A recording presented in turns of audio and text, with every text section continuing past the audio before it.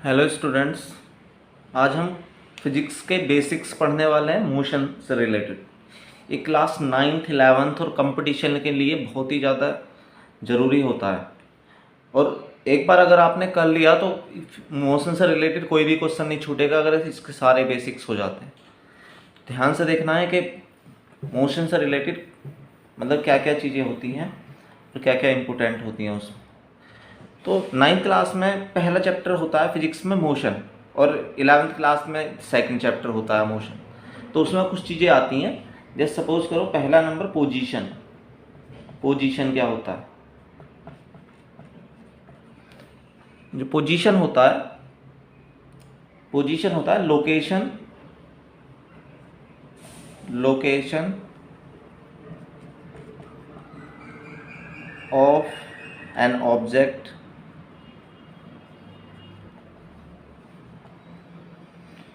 with respect to origin, origin या reference point.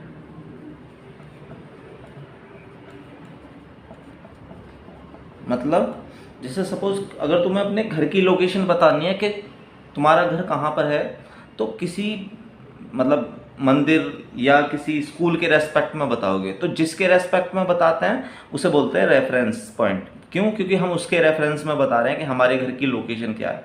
तो उसी को हम फिजिक्स में या मोशन में ओरिजिन मान लेते हैं। और यहाँ पर हम सिलेबस में जो पढ़ने वाले हैं, इसमें मोशन रेक्टिलिनियर मोशन बोल देते हैं उसे, रेक्टिलिनियर मोशन, रेक्टिलिनियर मोशन और motion in straight line, motion in straight line.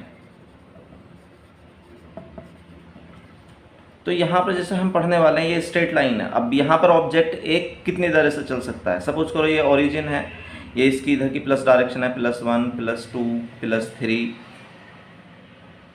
+1 +2 +3 +4 इस तरह से। दूसरा -1 -2 -3 -4 इस तरह से। तो रेफरेंस पॉइंट यहाँ पर है।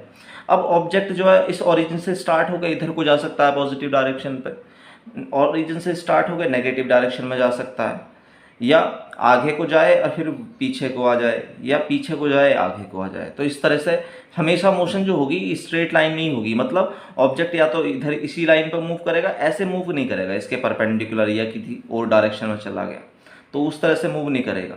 अब ऑब्जेक्ट जब जा रहा है तो उसकी पोजीशन को हम शो करते हैं इस वाली लाइन पर ओरिजिन के रेस्पेक्ट में। जैसे सपोज करो वो यहाँ पर रखा हुआ है और हमने ये एक्स एक्सिस मान लिया, ये एक्स एक्सिस है यहाँ पर, तो वो स्टार्टिंग में इस वाले पॉइंट पर है ए पर, तो हम उसे ओरिजिन के रेस्पेक्ट में यहाँ +2 डिस्टेंस हुआ ना ये वाला, क्योंकि ये +1 है ये +2, तो ओ पी इक्वल टू लिखेंगे हम 2 +2, या पहले है यहाँ पर तो इसे x1 लिख देंगे, x1 = +2। कुछ देर बाद वो यहाँ आगे को जाके मतलब 10 पर चला गया आगे को, या सपोज करो 6 पर चला गया, हाँ 6 ले लेते हैं, 5 और ये 6 पर चला गया। इस वाले पॉइंट को यहाँ पर ले लेते हैं B। ये A है, ये A है, तो ये OA हो गया, और B है तो O से लेके B तक की जो पोजीशन बताएंगे वो बताएंगे +6। तो पोजीशन A पर जो पोजीशन है वो +2 है ओरिजिन के रेस्पेक्ट में, B पर जो पोजीशन है वो +6 है क्योंकि इधर से वो इधर को जा रहा है। अब चेंज ऑफ पोजीशन, इसे हम x2 भी लिख सकते हैं क्योंकि बाद के लिए x2, तो ये +6 हो गया। अब चेंज ऑफ पोजीशन अगर लिखते हैं, change of position, change of position जो होगा वो डेल्टा x से डिनोट करता है। डेल्टा मतलब चेंज को शो करता है, हमेशा बाद वाले में से पहले वाले को सब्ट्रैक्ट करता है, पहले बाद वाले में से पहले वाले को सब्ट्रैक्ट करते हैं तो चेंज ऑफ पोजीशन आ जाता है। तो यहाँ बाद वाला क्या था +6, पहला वाला क्या है ये माइनस है यहाँ पर, ये 2 है, तो सब्ट्रैक्ट करेंगे कितना आ गया 4। अब वैसे भी हम यहाँ प्रैक्टिकली देखें, यहाँ पर वो 2 से है, 2 से जब आगे को जाएगा 6 तक तो कितने प्लेस चलेगा, 1 2 3 4, तो उसका 4 आ जाता है। अगर मीटर है तो मीटर लिख देंगे, सेंटीमीटर है तो सेंटीमीटर लिख देंगे। तो हमें याद होना चाहिए कि चेंज ऑफ पोजीशन जो होता है वो फाइनल में से इनिशियल को सब्ट्रैक्ट कर देते हैं। अब पोजीशन को मीटर या सेंटीमीटर में डिनोट करते हैं। अगला टॉपिक होता है लोकेशन, कि लोकेशन क्या होती है, वो इसी का पार्ट होता है पोजीशन का, कि मतलब ओरिजिन के रेस्पेक्ट में कोई ऑब्जेक्ट कहाँ पर है उसे हम लोकेशन बोलते हैं, पोजीशन। अगला रेस्ट, रेस्ट क्या होता है, अगर सपोज करो कोई किसी ऑब्जेक्ट की पोजीशन चेंज हो रही है, किसी ऑब्जेक्ट की पोजीशन अगर चेंज हो रही है तो हम उसे मोशन बोलेंगे, और अगर चेंज नहीं हो रही तो उसे रेस्ट बोलेंगे। तो इसमें जो होता है रेस्ट में नो चेंज ऑफ पोजीशन होता है, no change of position, position का चेंज नहीं होता। और मोशन में क्या होता है, मोशन है जैसे सपोज तुम मतलब कहीं पर बैठे हो, अगर वहाँ से चलकर कहीं दूर जाने लगा तो तुम्हारी पोजीशन चेंज होगी ना। अभी मैंने पोजीशन के बारे में समझाया। तो जब पोजीशन कब चेंज होगी, जब मोशन में होंगे, तो उसमें चेंज इन पोजीशन होता है, change in position of object with time is called motion. Motion है तो पोजीशन चेंज होगी, अगर मोशन नहीं है, जैसे सपोज करो ओरिजिन है, मैं यहाँ पर ओरिजिन से 1 2 3 4 5 पर हूँ, +5 पर यहाँ पर ए पॉइंट पर, तो ना तो मेरी डिस्टेंस यहाँ से बढ़ रही ना घट रही, तो ना तो बढ़ रही ना घट रही, तो इसलिए फिक्स है ना। जब फिक्स है तो रेस्ट में होगा, अगर बढ़ती तो पोजीशन चेंज होती, घटती तब भी पोजीशन चेंज होती। तो ये जब पोजीशन चेंज होती है तो हम उसे मोशन कहते हैं। अब पोजीशन चेंज होगी तो ऑब्जेक्ट कहीं ना कहीं तो जाएगा, तो उसके लिए हम सबसे पहले डिस्टेंस देख लेते हैं कि डिस्टेंस क्या होती है। जैसे अगर सपोज करो कोई ऑब्जेक्ट है, डिस्टेंस, डिस्टेंस डिस्टेंस होती है total path length, total path length covered by object, by object in a given time।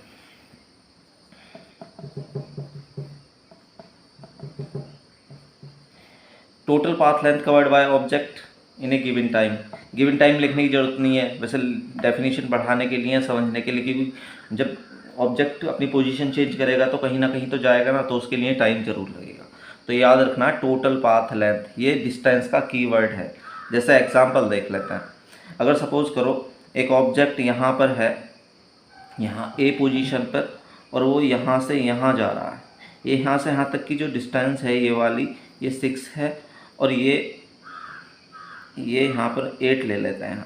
तो अगर वो ऑब्जेक्ट पहले यहाँ से यहाँ जाता है ओ तक, फिर यहाँ से यहाँ जाता है बी तक, या इसे बी मान लेते हैं, इसे सी, अब वो चल के इस रास्ते से पहले यहाँ गया फिर यहाँ गया, तो जब यहाँ से यहाँ गया तो टोटल कितना चला है, दिस प्लस दिस, तो टोटल पाथ लेंथ को ही डिस्टेंस बोलेंगे, उसे एस से डिनोट करते हैं या डी से, S equals to A B plus B C हो जाएगा, टोटल पाथ लेंथ हो जाएगी। A B equals to 6 plus 8 equals to 14 metre आ गया। तो टोटल पाथ लेंथ निकालनी है तो हमारी उससे डिस्टेंस आ जाती है। बस ये देखना है कि वो ऑब्जेक्ट या कोई भी पर्सन या कोई पार्टिकल चलकर कहाँ जा रहा है। एक और क्वेश्चन देख लेते हैं, जैसे सपोज करो ये सर्किल है, ये सर्किल का डायमीटर, कोई ऑब्जेक्ट यहाँ से यहाँ पर आया, लेकिन चल कर जो आया है वो इस रास्ते से आया है।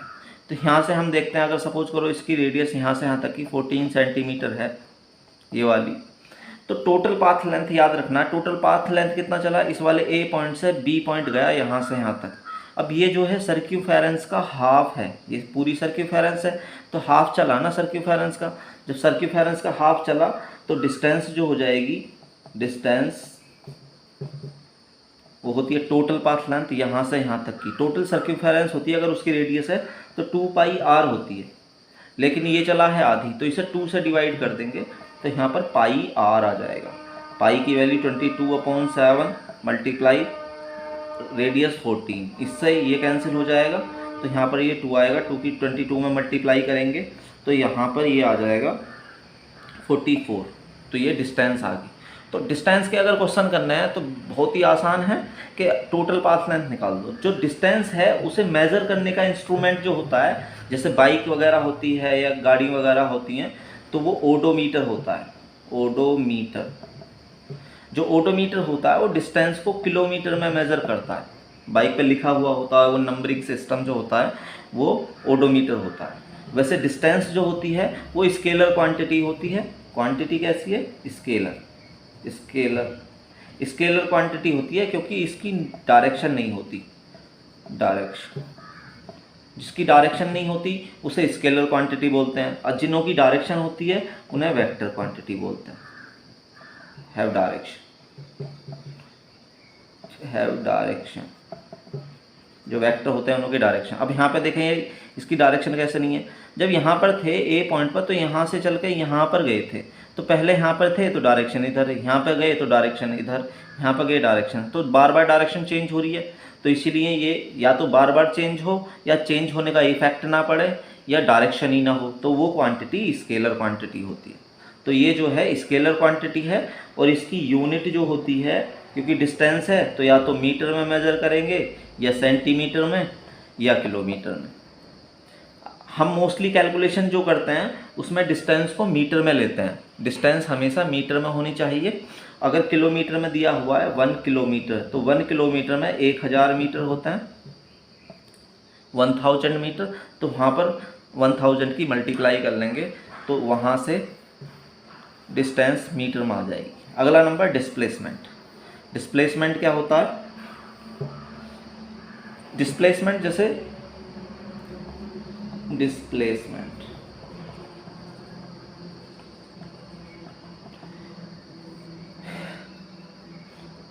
डिस्प्लेसमेंट होता है द शॉर्टेस्ट लेंथ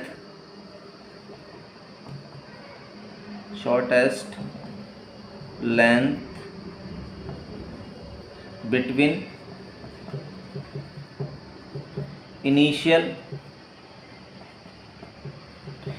मतलब जहाँ से ऑब्जेक्ट मोशन स्टार्ट करता है, initial and final position. Shortest length between initial and final position. इसे हम एग्जांपल से क्लियर कर लेते हैं। जैसे सपोज करो यहाँ पर ओरिजिन है, ये 1 2 3 4 5 6 7 8। कोई ऑब्जेक्ट पहले ए पर है, यहाँ 2 पर, ये 2 3 4 5 6 7 8, और यहाँ से पहले वो 8 तक गया, बी तक गया, और बी से फिर वापस आया, और फिर 5 तक आया, सी तक। मतलब पहले यहाँ से यहाँ गया बी तक, और फिर यहाँ से वापस आया। तो इनिशियल जहाँ से मोशन स्टार्ट हुई है वो इनिशियल पोजीशन हुआ, और जहाँ पर फाइनल हुई है सी पर, ये फाइनल पोजीशन हुआ। याद रखना, शॉर्टेस्ट इनिशियल और फाइनल पोजीशन के बीच। इनिशियल जहाँ से मोशन स्टार्ट हुई, फाइनल जहाँ पे ख़त्म हुई। हम क्या देखा था कि ऑब्जेक्ट यहाँ से पहले आगे गया, फिर यहाँ से वापस आया। तो अब यहाँ पर ये फाइनल है, तो हम देखेंगे कि यहाँ से यहाँ तक की जो लेंथ है 1 2 3 आ गई। तो ये डिस्प्लेसमेंट जो हुआ, डिस्प्लेसमेंट वो 3 आ जाएगा। दूसरा तरीका ये होता है पोजीशनी डिस्प्लेसमेंट होता है, चेंज ऑफ पोजीशन। जैसे पहले जो था कहाँ था, यहाँ पर था OA इक्वल टू 2 पर, बाद में कहाँ चला गया, OC इक्वल टू 5 पर। तो change of position delta x लिख सकते हैं। तो ये बाद वाले में से पहले वाले सब्ट्रैक्ट कर देंगे, 5 में से 2 जाएंगे तो 3 आएंगे।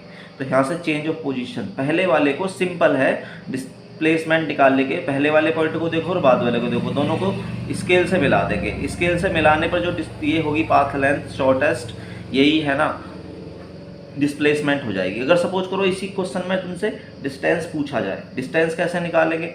डिस्टेंस को टोटल पाथ लेंथ होता है, अभी मैंने बताया total path length. Total path length, पहले यहाँ से यहाँ गया, ए से लेकर पहले बी गया तो ए बी, फिर बी से वो सी तक आया तो वो हो जाएगा बी सी। तो डिस्टेंस आ जाएगी। ए बी कितना है, यहाँ से यहाँ तक 8 में से 2 सब्ट्रैक्ट कर देंगे, यहाँ से यहाँ तक काउंट करेंगे 6 आएंगे। बी से सी तक 1 2 3 ऐड होगा तो 9 आ जाएगा। अगर मीटर है तो मीटर में लिख देंगे, तो टोटल पाथ लेंथ आ जाएगी।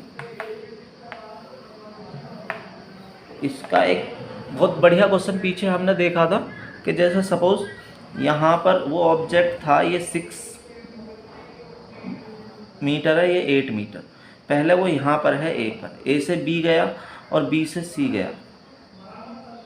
तो अगर सपोज डिस्टेंस पूछा था, डिस्टेंस, तो टोटल पाथ लेंथ, टोटल वो ये पहले यहाँ से यहाँ गया है, यहाँ से यहाँ गया है, तो 6 + 8 हो जाएगा, तो 14 आया था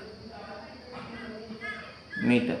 अगर डिस्प्लेसमेंट पूछा है, डिस्प्लेसमेंट ये बताया था shortest path length between initial and final position. Initial position ये है, फाइनल ये है, दोनों को स्केल से मिला देंगे। तो हम यहाँ पर देखेंगे राइट एंगल ट्राइंगल बनना है, तो पाइथागोरस थ्योरम लगाएंगे। तो पाइथागोरस थ्योरम की मैंने एक वीडियो बनाई है, उसमें शॉर्ट ट्रिक बता रखी है कि पाइथागोरस थ्योरम से मतलब हाइपोटेनियस या परपेंडिकुलर या बेस कैसे निकलता है। तो यहाँ से ये 10 आ जाएगा, तो डिस्प्लेसमेंट जो होगा वो 10 सेंटीमीटर आ जाएगा, सॉरी मीटर, क्योंकि ये मीटर में दिया हुआ है। अगला, अगर सपोज हमें एक सर्किल है, ये इसकी जो रेडियस ली थी हमने, ये 14 सेंटीमीटर ली थी, 14 मीटर ले लेता हूँ, 14 मीटर। यहाँ ये वाला पॉइंट ए है, ये वाला बी और ये वाला सी। सपोज करो कोई ए से सी जाता है, ए से सी जा रहा है, तो फर्स्ट पार्ट में पूछा है डिस्टेंस। डिस्टेंस क्या देखेंगे, टोटल पाथ लेंथ ए से सी तक। यहाँ से जब यहाँ से ऐसे करके यहाँ जाएगा तो सर्क्यूफेरेंस का आधा होगा, सर्क्यूफेरेंस 2πr होती है, उसका आधा πr। तो ये अभी हमने क्वेश्चन करा था 22/7 × 14, इससे ये कैंसिल हो जाएगा 2 बार, तो ये 44 आएगा। अगर पूछता डिस्प्लेसमेंट कैसे निकालेंगे सेकंड पार्ट में, डिस्प्लेसमेंट अभी बताया कि शॉर्टेस्ट लेंथ बिटवीन इनिशियल मतलब जहाँ से मोशन स्टार्ट हुई है, एंड फाइनल है, ये इनों के बीच की शॉर्टेस्ट, इन दोनों को स्केल से मिला देंगे, ये होगी। अब ये तो डायमीटर के बराबर हो गया ना, डायमीटर जो होता है ये 14 है, ये 14 रेडियस का दूना होता है 2r, 2 × r की वैल्यू 14, तो यहाँ से 28 आ जाता है डिस्प्लेसमेंट। तो डिस्प्लेसमेंट निकालने का और डिस्टेंस निकालने का बहुत ही आसान तरीका है। जो टोटल पाथ लेंथ चला है उसे हम डिस्टेंस बोलते हैं, और पहले वाले पॉइंट को बाद वाले पॉइंट से मिला देंगे तो वहाँ पर तुम्हारा डिस्प्लेसमेंट आ जाएगा। अगर सपोज करो पार्टिकल ए से बी जाता, ए से बी जाएगा तो डिस्टेंस पूछेगा। ए से बी जाने पर अगर डिस्टेंस पूछता है, डिस्टेंस को हिंदी में दूरी कहते हैं, और डिस्प्लेसमेंट को विस्थापन कहते हैं। अब यहाँ से जैसे ए से बी गया तो टोटल पाथ लेंथ ये हुई ना, टोटल ये सर्क्यूफेरेंस का 1/4 पार्ट है, मतलब सर्क्यूफेरेंस होती है 2πr, इसे हम डिवाइड करते हैं 4 से, क्योंकि ये 4th पार्ट है, तो डिस्टेंस आ जाएगा। तो अभी हमने देखा इसे 2 से डिवाइड करेंगे तो ये 2 हो जाएगा, ये हो जाएगा 22/7 × 14/2, इस 7 से ये 2 बार, 2 से ये 2 बार, तो 22 आ गया डिस्टेंस यहाँ से यहाँ तक का। आगे अगर डिस्प्लेसमेंट निकालना है, इसका